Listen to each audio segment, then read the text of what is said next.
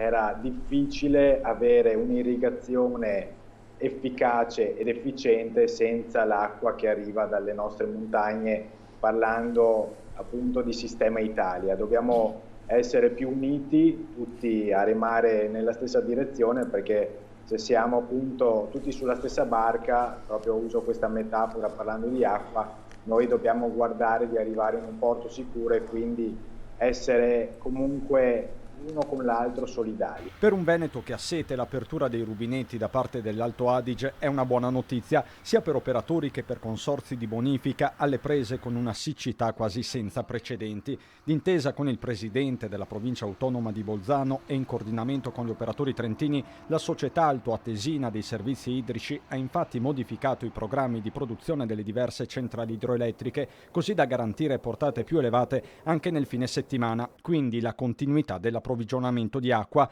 Lo scioglimento delle ultime nevi e alcuni temporali tra Bolzano e Trento hanno mantenuto la portata dell'Adige al di sopra del valore inferiore di riferimento, pari a 140 metri cubi al secondo. Da qui la mossa della provincia autonoma, auspicata da tempo ma niente affatto scontata e salutata con soddisfazione da Palazzo Balbi, che continua però a chiedere una gestione nazionale della crisi con la dichiarazione dello stato di emergenza e l'intervento di un commissario. Richieste che Andrea Colla, nella duplice veste di presidente di Coldiretti Venezia e vicepresidente del Consorzio di Bonifica Veneto Orientale, fa proprie. Noi abbiamo oggi un principio di desertificazione dei terreni, perché l'acqua che noi riusciamo a trattenere è sempre meno e di conseguenza poi abbiamo grossi problemi a far arrivare la cultura a termine, e in questo caso abbiamo sicuramente già subito degli aumenti dei costi proibitivi nel settore primario, nel settore agricolo, ma ancor di più noi abbiamo il problema della salinità. Criticità che interessano anche la coltura dei molluschi. Lo stesso Colla parla da una bilancia di pesca.